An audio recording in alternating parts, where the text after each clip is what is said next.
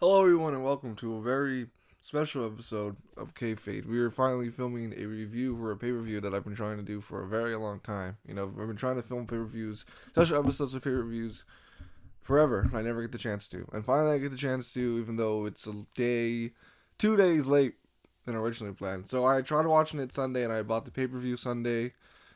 And unfortunately, for whatever reason, BR Live didn't want to give me a replay until the very next night. Which was weird because for Full Gear of last year, I had done the same thing where I had bought the pay-per-view, but I was able to watch the replay later at night. And I wasn't able to watch, usually the replays are like live, but I was able to rewind all the way to the beginning and watch the full pay-per-view the same night. And for some reason, Revolution didn't want to work that way, so I was stuck not able to watch it for a whole night. So I finally watched it last night and wrote some notes on it, got to review it. So this is going to be episode 10. So I don't think it's going to be long as the usual episode. I don't know how long this is going to be. But basically, this is just going to be a special review of the entire pay-per-view. And boy, do I got a lot to say. A lot of people were very upset last night. A lot of people kind of enjoyed this pay-per-view. I really enjoyed it. But like I said, we'll get into it. That's the point of the review.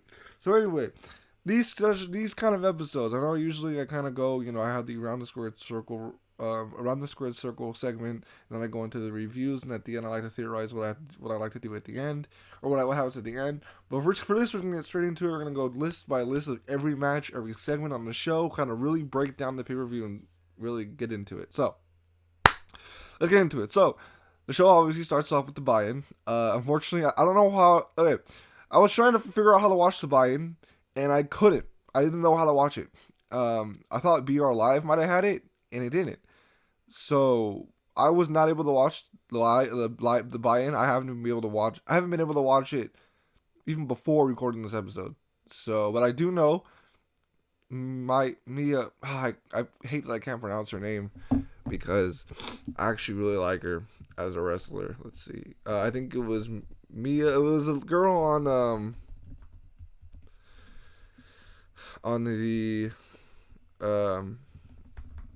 the Eliminator tournament, and I guess she was a heel. Mika Ito. She debuted last night at Revolution in the buy-in and replaced Rebel as Brit's tag team partner. And I was surprised by that. Didn't think they were gonna sign her. I knew even Kenny Omega was like, I know you guys want more of her, but we have to slowly bring him in. And they just brought her in. She was fantastic. I didn't see the match, but I did see some of the highlights. She was over there flipping people off, being ecstatic. She seems like she could be a real asset to the women's division. Right now, I feel like the AEW's women's division is lacking a lot, especially with some of their main stars out, like Big Swole. Rio finally just returned. Chris Statlander is still out. So yeah. She seems really great. She's really over with the fans, and I really hope to get to see her in the women's title picture. So yeah. Let's get into the actual show now. So the opener, actually, was surprising that this is going to be the opener. The Young Bucks versus MJF and Chris Jericho with Wardlow. So they come out during their entrance, and obviously the referee will hold up the titles in the very beginning of the match. Chris Jericho jacks the title away from Aubrey and holds it up as if he won it. Now, he actually does look pretty good with the tag team title. I'm not lying to you. I was actually really looking forward to MJ's gear for this pay-per-view. Most of his pay-per-view gear is, like, fantastic. Like, I think MJF really understands the way the wrestling business works at such a young age. He's got the look. He's got the mouthpiece for it. He's got, the wrestling skills for it. He's a very technical wrestler.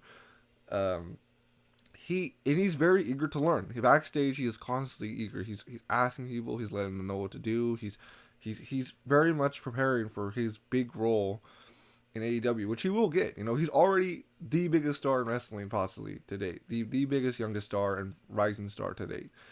And, for him, just being in the spotlight shows you, like, how much he's ready. Like, he's definitely going to be the face of AEW in years to come. He's really great at what he does.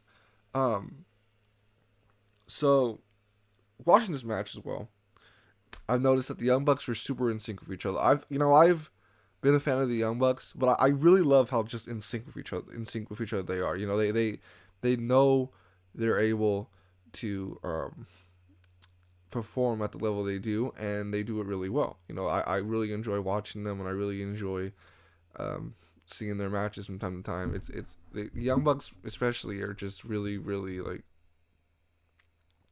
they got me into tag team wrestling. I'll be honest with you. I wasn't very much a fan. You know, coming from a WWE perspective, where the only promotion. So there was a time, there was this time between 2013 and 2016 where I stopped watching wrestling completely. And if it wasn't for Becky Lynch, I would have never gotten back into wrestling. But, at that time I was only a WWE fan. I didn't watch these other promotions. I'd like tune into like what New Japan was doing. I'd keep in touch with New Japan, but I was never, a fan of like Impact or Ring of Honor. Never. I was just completely WWE. And, one day I talked to my manager. He's like, "Yo, yeah, my friend's a really big wrestling fan. He watches all this, all these other wrestling shows. He doesn't just watch WWE." And I was like, I'd like to get to that one day, but as of right now, I can't see myself getting into these other wrestling promotions. So then, with AEW coming around in 2009, and me already off this major wrestling high from 2016 going to 2017, 18, 19. Or sorry, it wasn't 2016 I got back into wrestling. It was 2000. I believe it was late 2017 or early 2018. One of those years. So AEW coming around, I decided, why not? Let's give it a shot. There's some wrestlers I already know, Chris Jericho. And watching Double or Nothing, I was like, these characters are cool. I don't really know who the fuck these people are. And now I love it. I mean, it's mostly everybody who I saw that day. Now I'm branching out to New Japan and everything, but I was never a fan of WWE. Basically, long story short, WWE's tag team wrestling is not a very good division, as you know. They do not care about their tag teams. The only tag team division that I really liked was the NXT division. Speaking of which, when I got back into wrestling, NXT was one of the main things that, I wasn't trying to be a casual fan, whereas you would watch Raw or SmackDown. I'd watch NXT and try and give it a shot. So my first NXT was NXT TakeOver. TakeOver New York, sorry. My first TakeOver was NXT New York. And if you've seen that TakeOver, that's possibly the best TakeOver, especially with the main event, to date. So, that's what got me in, and I was like, I want to start branching out to different wrestling. So, during the match, in the Young Bucks match, I really didn't like how they would come in at the same time, with 4 wrestlers in the ring instead of 2. And there was no consequences. The referee absolutely was just like, fuck it, go at it. Wardlow was really funny. He, there's points where he interferes in the match and he just stands like this, acting like he didn't do anything with his fucking lip or whatever. I can't wait till he finally breaks away from MJF and becomes his own character. If you've seen some of his work, he's really good on the mic. MJF almost gets Matt for a roll up, and it legitimately scared me. I didn't want to take in the tag team title. I felt like the Young Bucks need to keep these titles for a little longer. That spot follows up with a low blow from Jericho and a heat seeker from MJF, and then 1, 2, and they kick out again. I didn't get to see this, but Jericho apparently hit the Judas effect on Wardlow. They were showing the replay, so obviously they didn't get to see it. Then there's a point where the Young Bucks are just super kicking the shit out of MJF, and MJF is so great at selling. I think he knows how to put the right people over, and when it's gonna put him over as well. I don't know how many times he was super kicked, but there's a point where he starts to slobber from super, like literally a long string of slobber comes out. After that, the Young Bucks retain the championships and win, and obviously what follows is the Casino Battle Royal. The match starts with QT Marshall and Dustin Rhodes versus 10 and Alan Grayson. There's a point where QT Marshall throws out, I believe, the Gun Club, and Dustin Rhodes was yelling at him, being like, "Hey, they're part of the Nightmare family. Why did you do that?" And QT's like, "It's about the titles. It's not about the family right now." And QT eliminates himself and spits at Dustin Rhodes' face, and possibly igniting the heel turn. Jungle Boy and Ray Phoenix become the last 2 people, and they have really great chemistry. I feel like a match between these 2 would definitely put them in the right spot and put each other over.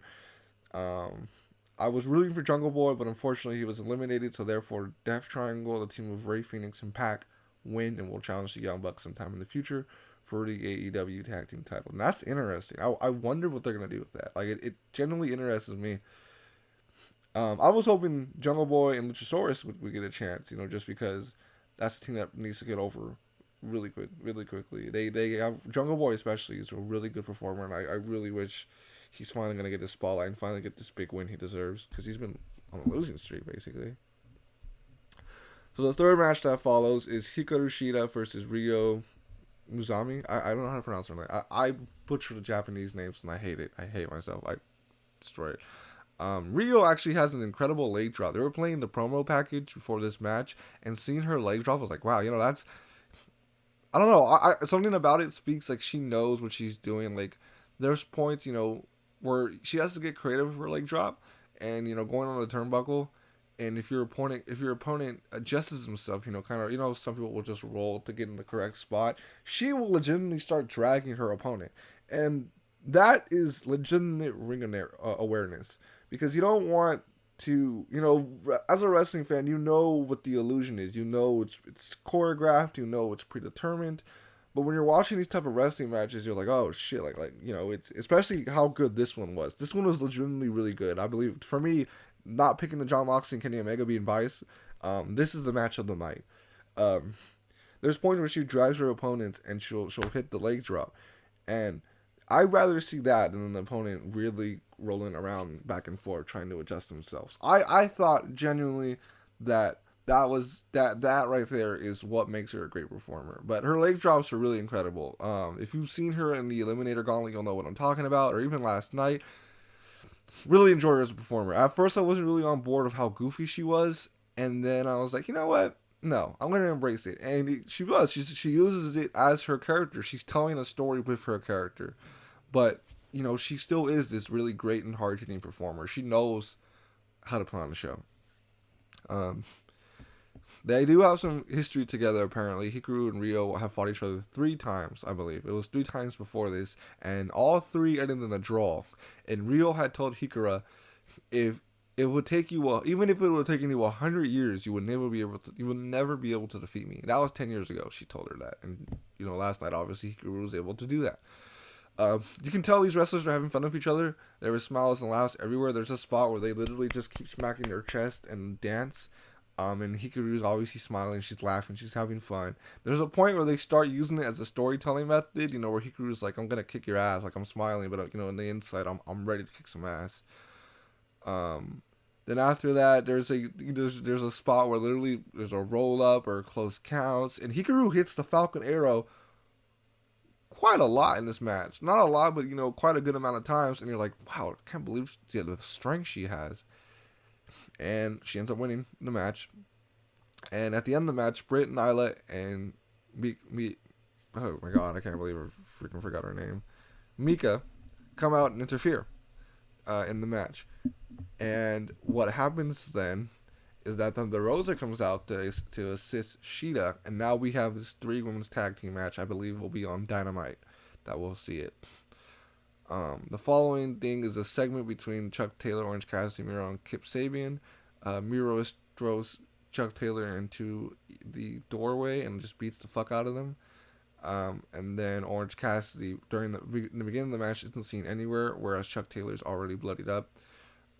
Later in the match, Miro knocks Penelope Ford off the mat, and Miro and Kip win. This is kind of interesting. I think this match was thrown together very quickly. As much as I wanted to see Orange Cassidy, he was only in there for maybe about 5 minutes. The match didn't last very long, by the way.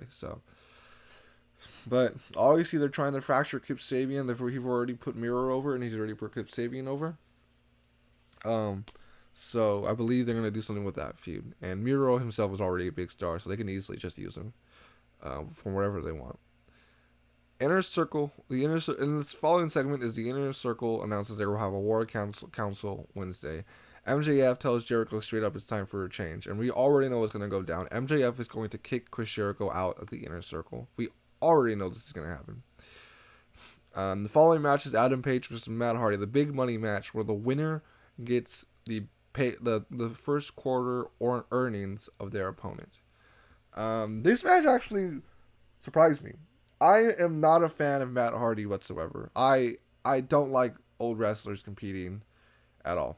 Sting, I didn't like. I didn't like the idea of him competing. Matt Hardy, especially, him and Sammy Guevara was different because Sammy Guevara and him had this big feud, and he was obviously trying to put Sammy Guevara over. But a mix between him and Adam Page, Adam Page is already a big star in AEW. By the way, Adam Page is undefeated. I don't think anybody has really noticed that or anything. Adam Page is still undefeated in 2021. He is, I think right now he's 7-0.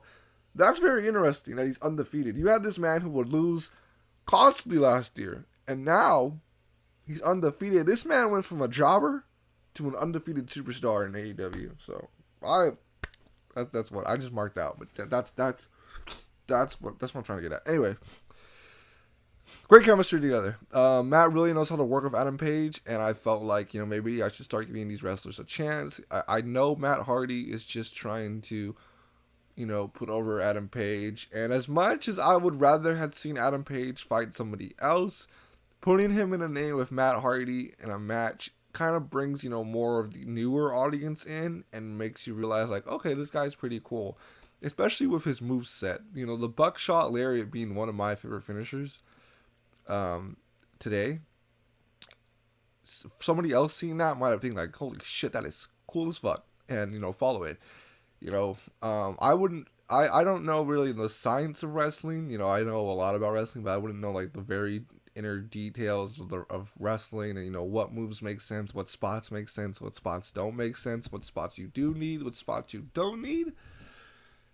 But Adam Page and Matt Hardy combo I didn't want to see, but I ended up really enjoying.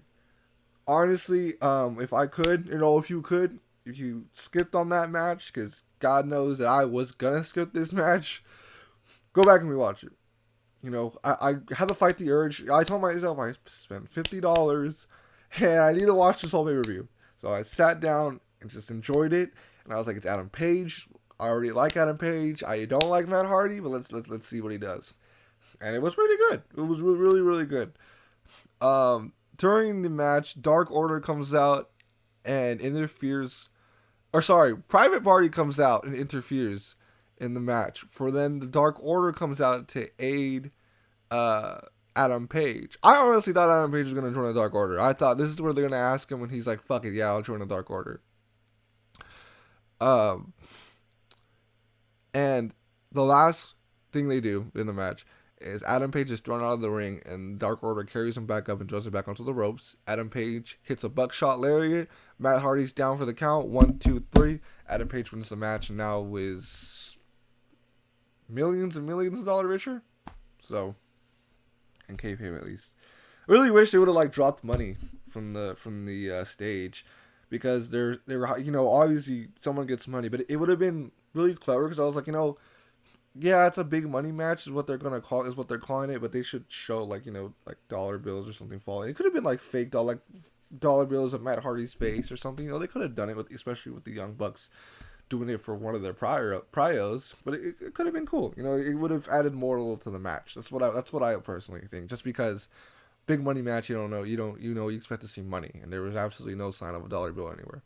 So the following segment, now this upsetted many people, and God knows it's upsetting me. The signee of the Christian. Oh my God, I'm missing a segment. Sorry. Before we get into that segment, the Casino Battle Royal match, ladder match. Sorry. So it's a brass ring. They need to grab the brass ring, and they will face Darby Allin this Wednesday. So today actually, I'm gonna try and upload this tonight on Tuesday. So they'll face him tomorrow. I'm recording this on a Tuesday. They'll face him tomorrow on Dynamite. So the participants of the match were Cody Rhodes, Penta, Scorpio Sky, Lance Archer. Cody, Penta, Lance Archer, Scorpio Sky. Wow, there's 6 of them, right? There's 6 of them, not 5 of them. Hang on. Revolution. I'm so sorry. I totally forgot to write this down. I should add, or I knew I was missing a segment.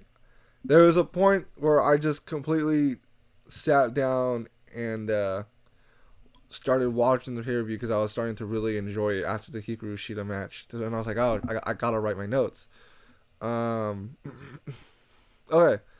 here we go. Cody Rhodes, Scorpio Sky, Penta S0. This website got it wrong. Lance Archer, Max Caster, and the surprise entrance of the match. Sky, Cody Rhodes, Penta, Lance Archer, Max Caster, TNA star Ethan Page. Ethan Page came out during the match, the very last, and he's signed. He's the new signee of AEW. They always do this with. So, I don't like AEW announcing a new signee for a match. I don't think that's how it should work, especially stars you don't really know. I knew Ethan Page just a little bit, but just enough to be like, not a big surprise to me, you know. But whatever, you know. It's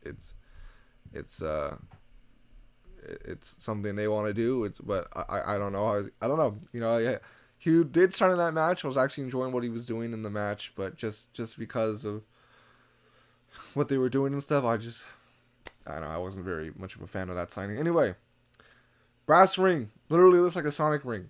It was kind of funny. Me and my girlfriend were making jokes about it. There's early on, Cody Rhodes is taken out of the match by Penta Zero. I am such a fan of Penta. Luchador, I talk about this in every episode. Luchadors, the style of lucha wrestling, or luchador wrestling in general, is a lost art today in modern day wrestling. Like I said, you have Rey Mysterio, you have Rey Fenix, you have Santos Escobar, who did have the mask. You have you have maybe two handfuls of luchadors, but only a few of them get as much time to shine. And Penta L0, I feel like, is a talent. And I really enjoy his style of wrestling. I really enjoy the luchador. Matter of fact, luchador wrestling is possibly the funnest wrestling to watch. When you're at a live show and you're watching these people fly, do crazy flips and stuff out of the ring, it's fun. I wasn't there for this, but my friends in San Francisco knew that I really love wrestling, and there was a time where unfortunately I wasn't there. I believe I was at the hospital with my girlfriend or something. I don't know what happened. I know I was too busy to go. And they went to this festival in San Francisco, and they saw luchador wrestling, and they were like, "Dude, that's like really crazy wrestling. I really enjoy this wrestling. It's so cool. Like they were like, I enjoyed watching. Like, man, you need to show us more of that." And I was like, I would, but that style is lost. Now, of course, we had the major promotion, which is AAA, but you don't see them in more of the American promotions, and maybe that's on purpose. You know, you don't. New Japan doesn't have luchador wrestling; they have strong style wrestling. WWE has a little more softcore wrestling. Ring of Honor is very more technical with their wrestling. AEW is a mix of all different styles of wrestling, but luchador wrestling is a style that's been gone, and Penta L0. I really enjoy him. I was really hoping he'd win this match. There's a spot he does with Cody Rhodes where he performs a Canadian Destroyer onto the match, and Cody Rhodes is taken out for the majority of the match. At this point, it got really distracting because Cody Rhodes is sitting in the face tunnel, and you see him pop in and out, in and out, in and out. Like, okay, dude, come out or don't come out. You're giving, and all these people are having big spots or whatever, and then finally Cody Rhodes comes back in. And all he does is try to stop Scorpio Sky, and Scorpio Sky easily just throws him off the ladder, and Cody hits his shoulder, and he's done. And then Scorpio Sky wins the match, and he will face Darby Allin this Wednesday for the TNT Championship. I was really hoping Penta would win this, considering he has not been on TV since January. However, Scorpio Sky has struggled to have a spot in Dynamite. He gets really emotional actually when in the match. And, I don't know what they're doing with SCU. And I don't know what they're doing with Scorpio Sky's character. But he is a fantastic wrestler. He's Tony Schiavone's favorite wrestler, matter of fact. And I feel like he definitely deserves more than what he's praised for. And hopefully on Wednesday, him and Darby can deliver. And we'll see where this storyline takes him. Because definitely, Scorpio Sky needs some TV time. That's not going to happen. Sorry. Alright. So, the following segment is Christian signings of AEW. A lot of people didn't like this signing. I didn't like this signing. I personally didn't like it. I don't know how he's supposed to be a huge asset to AEW. He's old. I have a problem with AEW giving more time to these wrestlers who we've already seen. We don't need to see more of these. I understand you're doing it to bring in this audience. Christian, I would argue, had a better run and impact than he did WWE. But bringing these stars from other shows that are not your own breaded stars, like for example Jungle Boy, MJF, Scorpio Sky. I believe he was very big on the indies though. Darby Allin, Ricky Starks. He was in NWA and some people were a fan of him. Eddie Kingston. All these quote unquote AEW breaded superstars need their spotlight. And I understand to do that you need to build your promotion. But you already have this massive fan base. And to get more fans, you don't need wrestlers that people recognize. I just don't see him being a major talent to AEW. And that's all I have to say about that. Not a huge fan of this signing. So the following match is Darby Allin and Sting versus Brian Cage and Ricky Starks. There's a lot of audio issues in this, and a lot of people are complaining. You could hear a soda can pop out, and you could hear someone gulp. Taz's microphone wasn't working. But overall, this match is really enjoyable. I really enjoyed the cinematography of it. We could tell Darby Allin had a sleight of hand in it just because Darby Allin, if you didn't know, went to film school and was able to film all these different projects going to film school. So, I really enjoyed Darby Allin and seeing Sting in the ring. It really worked for Sting. And obviously they did this. For one, they did this just because Sting can't take major bumps anymore. Second reason they did this was to set up the ring for the Exploding Death match. But Darby performed some crazy moves. Sting goes a little nuts. We see Hook, Will Hobbs, Ricky Starks. It's a really, really great street fight. Possibly my favorite AEW cinematography match. I really enjoyed it. Had a very big movie fight feel. I enjoyed it from start to finish. Again, really good. I know one person who didn't like this match, but personally, I took a look at it and I was like, you know what? It was really good. I really enjoyed it. Gave Darby his chance to be creative and shine. So, but hopefully he can do that in front of a live crowd on Wednesday. So we will see. All right. So Sting wins by Scorpion Death Drop, and obviously Sting and Darby win.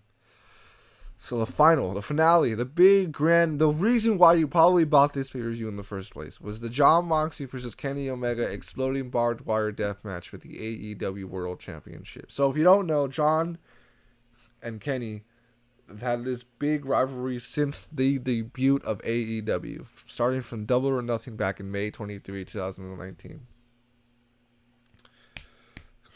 And the only way to get rid of Jon Moxley, apparently by Kenny Omega, was having an exploding barbed wire death match. So the ring was set to detonate in 30 minutes.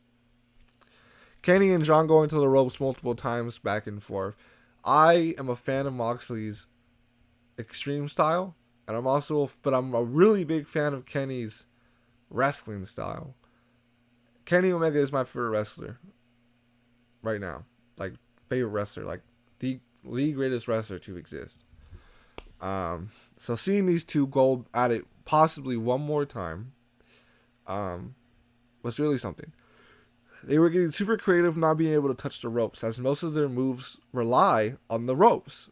Jon Moxley's clothesline and Kenny Omega's V-trigger and most of the stuff Kenny Omega does, they rely on the ropes. There was one part of the ring that wasn't barbed up, and that's for medical assistance to come in if possible. The explosions were cool, especially with the ropes and the outside. They were really cool, and I was like, okay. You know, I'm looking forward to the big explosion at the end, but I'm really, you know, I'm liking it. I'm liking it so far. There's a point. There's a spot. Now, this kind of upsetting me. I'll be honest with you. When you protect a finisher, you protect that finisher. Look at Baron Corbin's finisher in the days, or Santos Escobar. No one's kicked out of that. Or fucking Karrion Kross's new finisher if he fucking just shoulders you from the back. Jon Moxley, quote unquote, kicks out of the one-winged angel only by putting his foot on the rope, causing an explosion to hit Kenny Omega's face. And he technically did not kick out. He did not raise his shoulders. He sacrificed a limb of his to make the ring explode. Now, one could argue that, you know, when Kenny Omega hit the one-winged angel, Kenny Omega brought his foot down. Jon Moxley purposely made his foot fall down to the one side of the ring, but it legitimately looked like he was going to kick out. And I was like, you know, I'm all for Adam Page being the first one to kick out of the one-winged angel, but Jon Moxley definitely deserved to kick out of the one-winged angel that night. But the way they did it makes me question why they did it. After this, the Good Brothers come out to interfere and give Kenny Omega a bat that literally had rigged explosives on it when they hit Jon Moxley. It was crazy as fuck. I can't believe they agreed so much. Kenny Omega then performs one more one-winged angel on a steel chair to take out Jon Moxley, and he wins the match. But after the match, they continue to beat on Moxley, and a countdown is initiated. Then Eddie Kingston comes out to save Moxley, and he fails. The ring, quote-unquote, explodes. It doesn't explode, actually. Sparklers come out of the fucking turnbuckles, then for Pryos to shoot up in the air. And Eddie Kingston, the way he is, you know, on top of Moxley, he's still doing this. And I was like, okay, it was a fake. It was a fake explosion. Kenny Omega's probably back there laughing. And everybody else thought this. Nope. Eddie Kingston and Jon Moxley decide to sell the explosion, and the commentary is like, whoa, that was such a big explosion. It's really warm over here. And it's like, that wasn't an explosion. You literally set off ring prio. Now, I know they had to be creative, and they couldn't get too explosive with the audience members, and everybody had to be safety precautions. I honestly believe they could have at least, you know, broken the ring. You know, the way WWE does it. That could have definitely worked. Unless they didn't know how. But the explosion itself was so underwhelming that if you had bought this pay-per-view simply to see that explosion, which I won't lie, the reason I bought it was to see what the explosion would look like, you would be very disappointed. I don't know how they can explain this on Wednesday. It definitely was not an exploding barbed wire death match, but it was a barbed wire death match. But we got to give props to where props is due. Kenny Omega and Jon Moxley put on probably a game changer of a match for American wrestling, for American Western wrestling. You don't see these type of matches in America, especially on bigger promotions like these. You see these in Japan. You see these in different countries of the world. You don't see this in America. So them having the guts to literally do these big ass spots on barbed wire, exploding and risking life literally for themselves just to put on a show, it's special. It's very special, and shouldn't be taken lightly. Overall, though, how do I feel about the pay-per-view?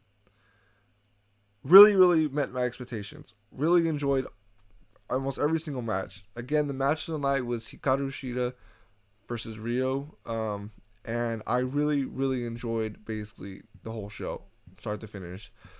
You know, there were some little nitpicks here and there with some of the matches, but you know what? I really enjoyed it for what it was. I'm not going to give it a rating, but I did really enjoy the show. Again, the explosion was super underwhelming. I wish they would have done something more, had like a kayfabe reason of why that explosion looked the way it looked.